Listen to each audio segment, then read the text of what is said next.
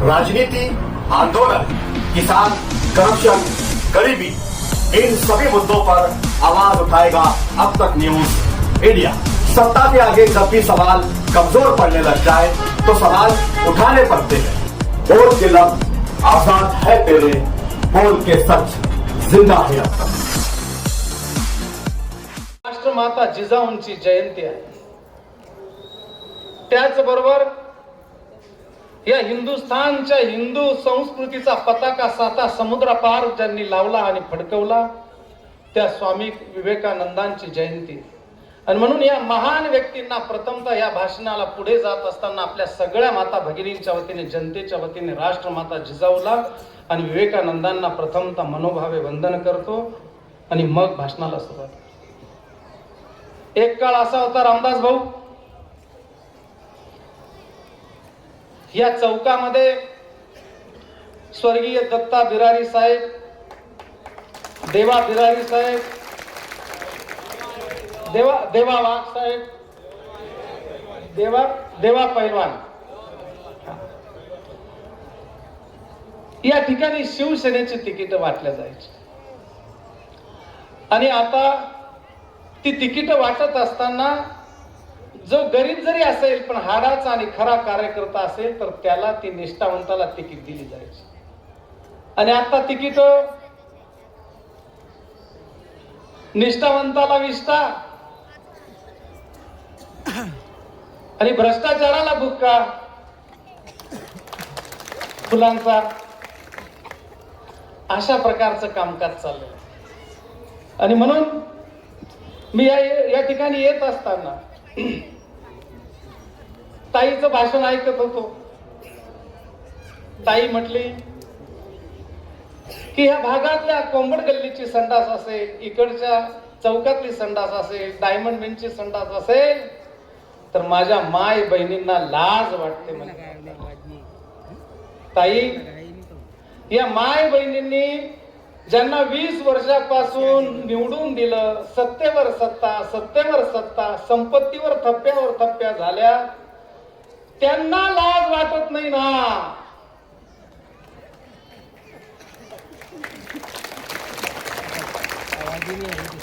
माऊलींना, तुला, बाकीच्यांना लाज वाटते, जे बिचाऱ्या जातात डबे घेऊन सकाळी माणसं असतील त्यांना लाज वाटते, पण ज्यांची जबाबदारी आहे मूलभूत सेवा देण्याची त्यांना लाज वाटत नाही, याचा खेद आणि खंत आहे। काही सांगतात गोडके साहेब ना इथे फोन करा की लाईट लावायला लगेच लागतं। कितला भागडा शेत या लाईट लावायला फुकट नाही येत, लाईट ना ठेकाच त्याच ना असेल मग संडास पाल का बरं जात नाही? तिने ते जबाबदारी त्याच निश्चय ना। मी तर इथे एक लाईट बदला का 300 रुपये मिळत, वरून ज्या भाऊने मला येते ना इथे चहा ना कप बी मिळत, चहा ना कप पी, लाईट बदलाना पैसा बी, आणि आणखीन येडा ना लगेच बनता बरं का, लगेच बनता। मग संडास का बरं काय तिकडे काय अमेरिका जास्त ना मतसर, या माऊलीच ना मतसर निवडी यायची, मग तिथे जावायला नको का?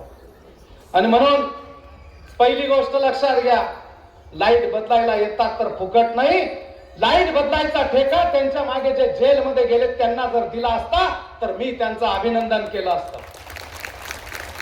मतदान बी तुम्हीच देतात, मोठं बी तुम्हीच करतात, त्या लेकरांना मागे फिरवतात, ते लेकर भानगडी करतात आणि ठेका सगळा तुमच्याच घरात। यांनी का रिकाम्या दारोड्या मारायच्या का? याचा विचार तुम्हाला करायचा। आणि येडा नागत चावडू नका, लाईट बदलाली फुकट नाही, एक लाईट बदलाना 300, तुमले दिवसभर काम करी वडा पापड करी सुद्धा 300 मिळते। यांना विचार करा। आज स्वामी जिजाऊंची जयंती विशालदादा, आणि जिजाऊंनी या महाराष्ट्राच्या स्वराज्य निर्मितीसाठी शिवबाला जन्माला घातलं। आणि आज या जिजाऊंच्या जयंती निमित्ताने मोठा सुवर्ण योग आलेला आहे। इथे हजारो जिजाई बसलेल्या आहेत माझ्या। या संगमेश्वराची घराणेशाही, हुकुमशाही, भ्रष्टाचारशाही संपवण्यासाठी तुमचा या युवा पुत्राला जन्म घाला आणि त्याच्याबरोबर या चारींना, या लेकेला, या सुनेला मतदान पेटीतनं जन्माला घाला. इथले संडास सगळे प्रश्न मिटल्याशिवाय राहणार नाही. मित्रांनो, निवडणूक कुठली का असेना, त्या निवडणुकीला सामोरं जात असताना उमेदवार कोण, कोणत्या पक्षातनं, त्या उमेदवाराचं सामाजिक भान काय, जाण काय, कार्य काय, या सगळ्या गोष्टींचा विचार केला पाहिजे. आणि उमेदवार कोणत्या पक्षातनं, कोणत्या नेत्याच्या जनकल्याणकारी योजनातनं निवडणूक लढवली जाते त्याचा विचार केला पाहिजे. मला वाटतं हे उमेदवार आहेत ज्यांच्याकडे गडगंज श्रीमंती आहे, जे कोट्यावधी रुपये रात्रीचे वाटतात. त्यांनी कधी वया वाटल्या का? माझ्या युवाची परिस्थितीने वरबैसिवा. करोना काळ असेल, या युवानी महात्मा फुलेंची जयंती असेल, डॉक्टर बाबासाहेब आंबेडकर जयंती असेल, ती साजरी करायची, सगळ्यांना बोलवायचं. यांनी निवडून आली का कोणी जयंती साजरी केली सांगा मला. मग जो ज्या आपलं दैवत आहे, आपलं आराध्य दैवत आहे महात्मा ज्योतिबा फुले, सावित्रीबाई फुले, त्यांची गल्लीतल्यांना, चौकातल्यांना बोलून पूजा करतो, त्यांच्या संस्कारांना पुढा नेतो आणि शैक्षणिक साहित्य वाटतो, त्याला मतदान करायचं का जो भ्रष्टाचाराने घरे भरतो त्याला? हा विचार तुम्हाला करा. करोनाचा काळ असो, कुठल्या याच्यात असो, सेवा त्यांनी दिली. महाजन आहेत, महाजनांनी करोनाच्या काळामध्ये ह्या गल्लीपासून तर त्या गल्लीपर्यंत भाजीपाला वाटला, काही का होईना ध्यानात ठेवली. मग ज्यांच्याकडे इतकं गडगंज आहे त्यांनी काय वाटलं? त्यांनी फिरून सुद्धा पाहिलं नाही, इको कमी फिरून सुद्धा पाहिलं नाही. मग जो आपल्या सुख दुःखात येतो त्याच्याकडे पाहायचं का भ्रष्टाचाराचे रात्रीचे पैसे घेऊन येतो त्यांच्याकडे मतदानाकडे पाहायचं? हा विचार तुम्हाला मत करायचा. आणि म्हणून शिकाल तर टिकाल आणि शिक्षणाची जननी सावित्रीबाईंनी जे तुम्हाला संस्कार दिलेले, चांगलं आणि वाईट, देवासमोर आपण बसतो, आस्तिक आणि नास्तिक आपण ज्या वेळेला फरक करतो त्या पद्धतीने तुम्ही ह्या निवडणुकीला सांभाळतो. मला वाटतं गुलाब भाऊ असेल, हा संजय खडताळे असतील, या संजय खडताळेंचं काय बोला. मागच्या वेळेला निवडणूक हारला तरी हा थांबला नाही, प्रत्येकाच्या सुख दुःखामध्ये येतो आणि जातो. या संगमेश्वरामध्ये जर कोणाचं लग्न असेल, कोणाचा मांडव जर मंदिराजवळ येणार असेल तर तो लग्न घरचा माणूस तिथे नसतो, पण हा संजू त्या लग्नाचा मांडव काढायला हजर असतो. संजूने कधी कोणावर अॅट्रॉसिटी, जातपात केली नाही. संजू सर्व समाविष्ट मध्ये उभा राहणार आहे. संजू भाऊ इथे, त्याची लेख या ठिकाणी उभी राहिली, ही लेख. संजूने कधी कोणाशी आरेकारे नाही, झगडा नाही, काही नाही, जातीवाद केला नाही. अशा प्रकारचा सर्वांमध्ये समाविष्ट होणारा संजू आणि त्याची ही लेख आहे. या लेकीला तुम्हाला आशीर्वाद द्यायचे. गुलाब भाऊंच्या बाबतीमध्ये काय बोलावं? युवाच्या बाबतीमध्ये झालं, महाजनांच्या बाबतीमध्ये झालं. ताई एकदम हुशार, संडासांची जागरूकता तुमच्या समोर करून दिली. B2च्या माळीनगरचे सातबाऱ्यांच्या उतार्यावर नाव लागले नाही, तेही तिने त्या ठिकाणी ठेवलं. मुलाचे पाय पाळण्यात दिसतात, माझ्या लेकीचे पाय पाळण्यात दिसले. तिने काय पद्धतीने भाषण केलं याचा विचार करा. आणि मला अभिमान आहे, निंबांना तुमनाकडून सुनबाईचे, पण देवा म्हणा पहिला मित्र से ती म्हणी लेख से, घर का सासूरवास काय. तर ह्या सगळ्या गोष्टींचा विचार तुम्हाला करायचा. एक सामाजिक गुलाब भाऊंच्या बाबतीमध्ये काय करायचं? समोरचा, ही जर निवडणूक बघितली, समोरचे जर सगळे बघितले, त्यांचं आर्थिक साम्राज्य बघितलं, तर ही धनशक्तीच्या विरोधात जनशक्तीची निवडणूक आहे. ही श्रीमंतीच्या विरोधात गरिबांची निवडणूक आहे. ही हुकुमशाही दादागिरीच्या विरोधामध्ये लोकशाहीची आणि नम्रतेची निवडणूक आहे. हा गुलाब भाऊ अतिशय नम्र आणि सर्वसामान्य कुटुंबातला आहे, पण कार्याने श्रीमंत आहे. या गुलाब भाऊने त्यांच्या इथे मंगल कार्यालय ठेवलं. कुणाची लेख असेल, गरीब परिस्थिती असेल, जेवढे दिले असतील तेवढे दिले, नसतील तर पहिले लेकीचे 2चे 4 कर, पैसे माझे नंतर दे, अशा प्रकारची बांधिलकी जोपासणारा हा गुलाब भाऊ. आणि याचे अनुभव तुम्हाला वार्डात आले असतील गरिबांना. अरे मोठ्याला तर कोणी बी कामात येतं, पण गरीबाला कामात येणारा माझा गुलाब भाऊ.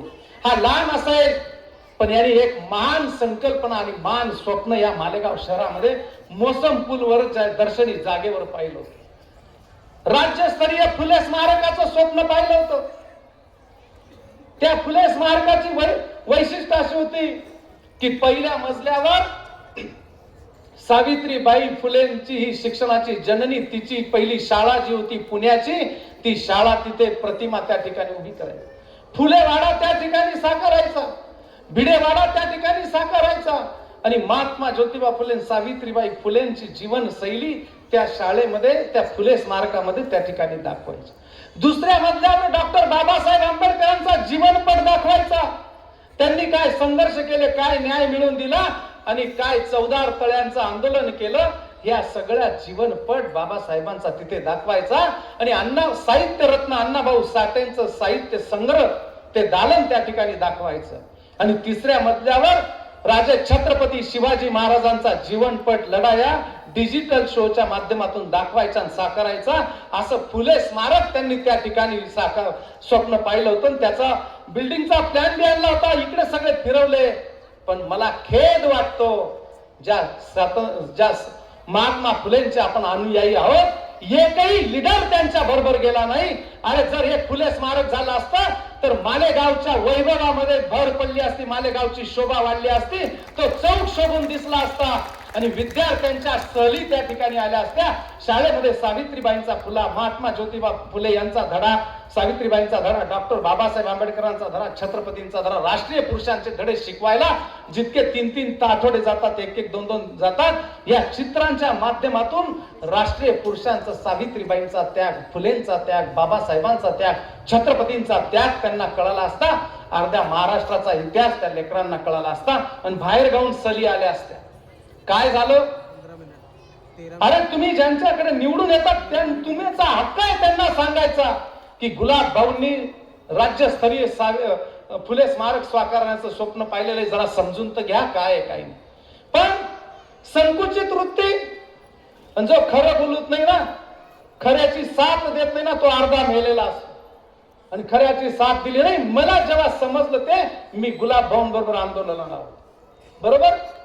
पण सत्तेचा दुरुपयोग करून हे चांगली संकल्पना, हे एकाला दुसऱ्याला क्रेडिट जाईल आणि याचं नाव मोठं होईल आणि याला श्रेय मिळेल, मग मला काय मिळेल. सत्तेचा दुरुपयोग करून हाणून पाडलं, हे चांगलं केलं नाही. आज तिथे काय उभं केलं, तो लाल डेंगा. काय बिल्डिंग आहे, तुम्ही जातात, काय बिल्डिंग आहे ती? लाल डेंगा, लाल भडक. पहिलेच मालेगाव डेंजर झोन मध्ये, मालेगावचं नाव डेंजर म्हणून फेमस. आणि कोणीही पाहुणा म्हणा का तो लाल भडक डेंजर पाहिजे, तो काय म्हणे गाव तशी बिल्डिंग. अरे त्या ठिकाणी फुले स्मारक आणि ते जर राहिलं असतं तर पहिले उतरलं ना पावरांनी त्या फुले स्मारकांना, त्या फोटोना वंदन केलं असतं. हसण्यावर घेऊ नका, हसण्यावर घेऊ नका. तुमच्या आत्म्याला विचारा, तुम्ही सुद्धा सगळे त्याच्यामध्ये दोषी आहेत. तुमच्यामध्ये ती जाण नाही, तुमच्या दैवतांविषयी तुमच्यावर श्रद्धा नाही, प्रेम नाही. टाळ्या वाजवू नका, आत्मचिंतन करा. हे लेकरांनी सावित्रीबाई फुलेंच्या बाबतीमध्ये पाहिलं होतं. मी आज सांगतो, त्यांनी या फुले स्मारकाला, राष्ट्रीय पुरुषांना विरोध केलेला आहे. येणाऱ्या निवडणुकीमध्ये, नीच्या पुढच्या निवडणुकीमध्ये हा फुले सैनिक, भीम सैनिक आणि शिवसैनिक तुम्हाला धडा शिकवल्याशिवाय राहणार नाही या निवडणुकीत. याही गोष्टींचा विचार तुम्हाला करायचा आहे. आणि अशा पद्धतीने हे सगळं राजकारण आणि इतक्या खालच्या लेवलला, अरे चांगल्याला चांगलं म्हणा, बसून घेतला असतं, शासनाचा निधी आणला असता. त्या सुभाष कांदेनी ज्या ठिकाणी शिव स्मारक काढलं, कशा सुंदर पद्धतीने काढलं.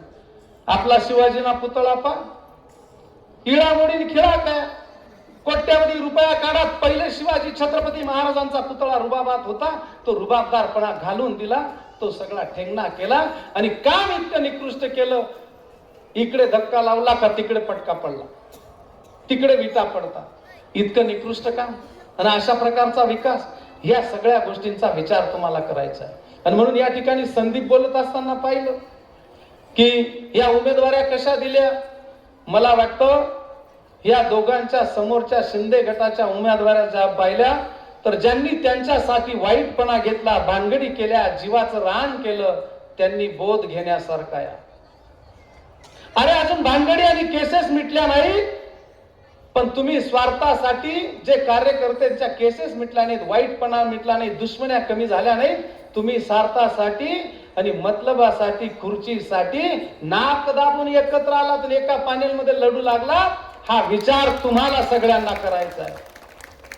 लोकांनी तुमचे झेंडे धरायचे, लोकांनी तुमच्या मागे फिरायचं, मुरली अण्णा गीते असतील या चौकातले असतील. अरे तत्वाला बसत नव्हतं. यांनी मनासाठी अनेक कार्यकर्ता वाईट व्हायचे, मी एकत्र लढणार नाही, लढसू दे अपक्ष लढसू नाही ते घर बसू. युवानी आणि युवा फॅमिलीने गीते फॅमिलीने या चौकनी माले गंज आशीर्वाद द्यायचे. 5-6 वेळा माले निवाडी दिलं. यंदा याच विरून फेडी देऊ. ज्याने आपल्यासाठी धावलं त्याच्यासाठी मन मोकळ्याने धावले असते तर काय फरक पडला असता. पण नाही, तिथे आम्हीच.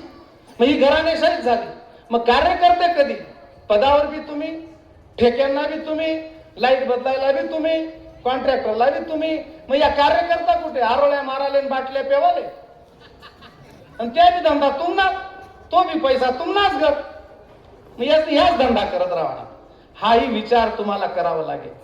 आणि साप मुंगसाचं वैर, वाघ डुंकराचा पांता सोडून ज्या केल्या त्यांनी कुठलाही विचार केला नाही. ज्या कार्यकर्त्यांनी आपल्यासाठी त्याग केला त्यांच्या भावनांची होळी झाली आणि ह्या बाददारांनी आपल्या मतलबाची आणि सत्तेची पोळी भाजली. हा विचार तुम्हाला सगळ्यांना करायचा आहे. आणि म्हणून काय बोलायचं बाकी? वारे भाऊ नरू, जिकडे चलती तिकडे लावस तू गेरू. चलती से तिथे तुना संगे नांदू, पडती वनी का तुले फारकत दिन दुसरा संगे संसार मांडू. अरे गरज सरण वैद्य म्हणून जोपर्यंत समताची चलती होती, भुजबळ साहेबांची चलती होती, तोपर्यंत तुम्ही त्यांच्या संगती.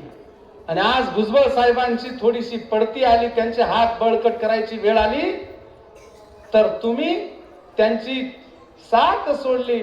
म्हणजे पडतीच्या काळात भुजबळ साहेबांना ठेंगा आणि मतलबासाठी धरला तुम्ही दादा भुसेंचा झेंडा.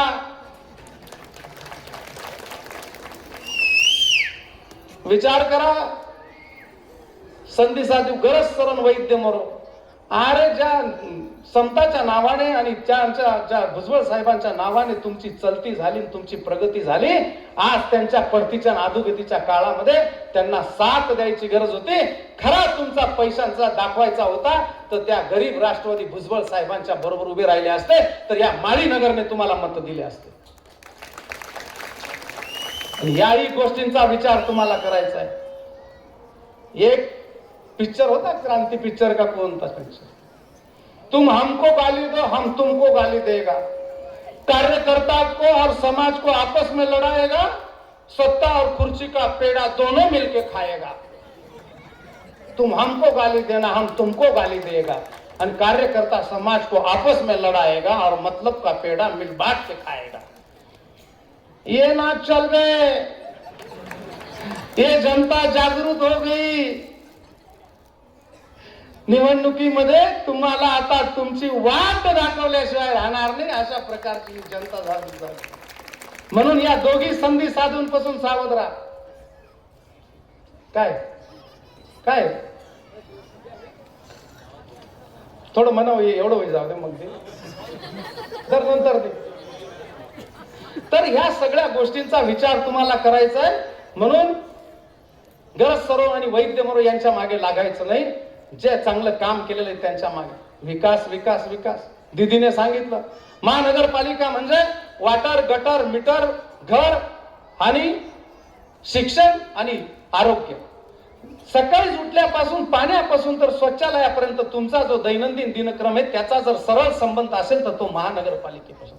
उठलं का पाणी, स्वच्छालय, स्वच्छता, या सगळ्या गोष्टी. मग पाण्यासाठी त्यांनी काय बोंब पाडली याचाही विचार केला पाहिजे. तुम्हाला पाणी रोज येतं का? 2 दिवसात.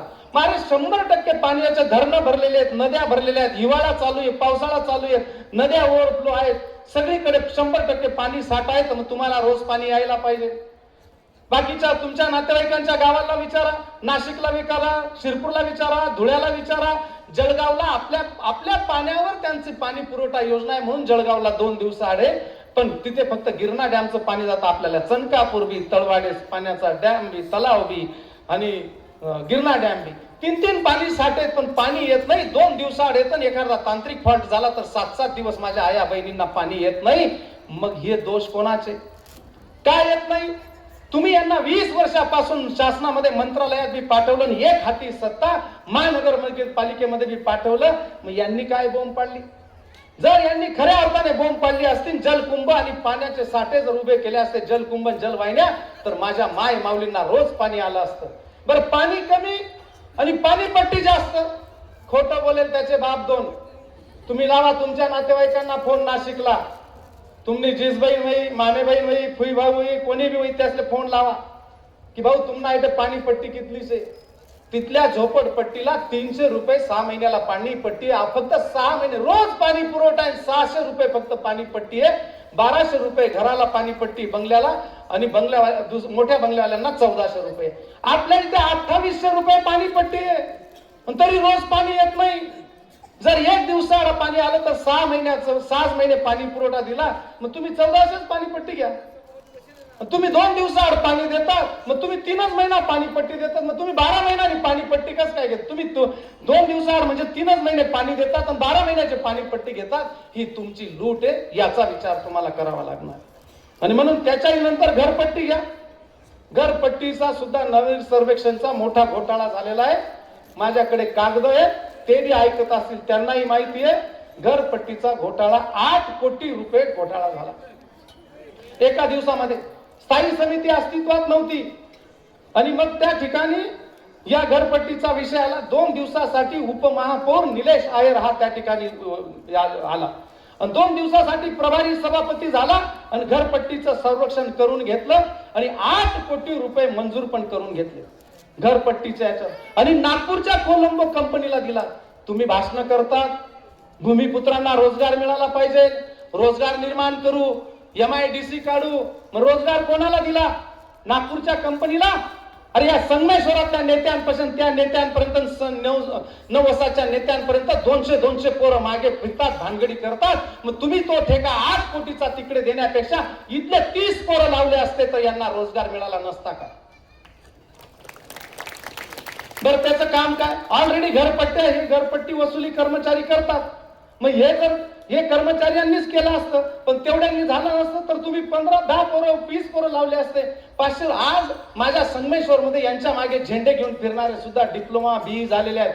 ते नसतील तर त्यांचे भाऊ झालेले आहेत, त्यांना नोकऱ्या नाही.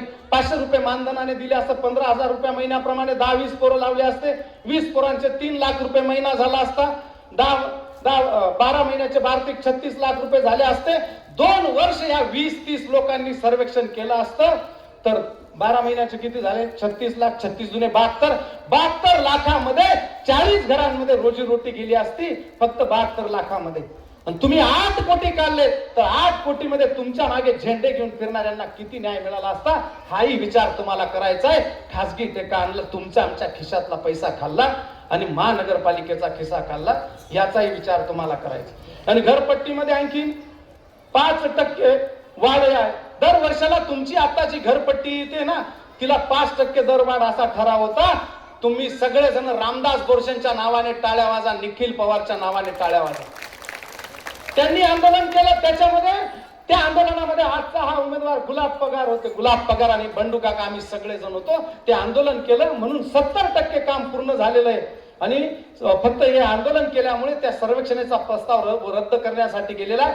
2 वर्ष झाले तो प्रस्ताव जाऊन अद्याप तो प्रस्ताव रद्द करून आणला नाही. अरे तुम्ही रोज मंत्री बरोबर, मुख्यमंत्र्याबरोबर बसतात, बाकीच्या कामांना मंजुरी 100 कोटी रुपये घेऊन येतात. मग या गरिबांची 5% जी घरपट्टी वाढणार ती रद्द करण्याचा प्रस्ताव आणायला काय तुम्हाला आयवरी खाते? ती आणली नाही, घरपट्टी वाढली. आणि या सगळ्या गोष्टींचा विचार तुम्हाला करायचा आहे. 5% ही घरपट्टी वाढ ती. आणि या घरपट्टी वाढीचे दुष्परिणाम कसे होणार आहेत माहिती आहे का? तुम्ही अन्याय सहन करणारा हा अन्याय करणाऱ्यापेक्षा जास्त दोषी असतो. गटर, वाटर, गटर आणि मीटर. MSEBीचं बिल, MSEB खासगीकरण झालेलं नव्हतं. तुम्हाला फक्त 300, 400, 700, 800, 1000, 1100 रुपये बिल आहे. आता काही घरांमध्ये 3000 बिल येतं, जिथे 250 येतं तिथे 700 रुपये येतं. का? या MSEBीचं खासगीकरण केलं, त्याच्यामुळे येतं. प्रत्येक घराच्या माय माऊलींना, कोणी रोजाला जातं, कोणी पापड करायला जातं, कोणी रिक्षावर जातं, त्यांना कारण नसताना 700-800चा भुर्दंड आता हा MSEBीच्या खासगीकरणामुळे झालेला आहे. आणि ही घरपट्टी सुद्धा 5 किंवा 3 पटीने वाढणार आहे. याचा दुष्परिणाम असा झाला, शिवाजीनगर मधला भूषण खैरनार होता, त्याला नवीन सर्वे प्रमाणे 70% काम पूर्ण झालेलं आहे, त्याला घरपट्टी गेली तर 64,000 रुपये घरपट्टी गेली. परेशान होता तो. आणि मग येणाऱ्या दिवसामध्ये तुम्हाला बी जसं कोणाला 40,000 बिल येतं, कोणाला 25,000 येतं. तर याचाही विचार तुम्हाला करायचा आहे. आणि म्हणून काय आणखी विकास विकास विकास सगळा भकास.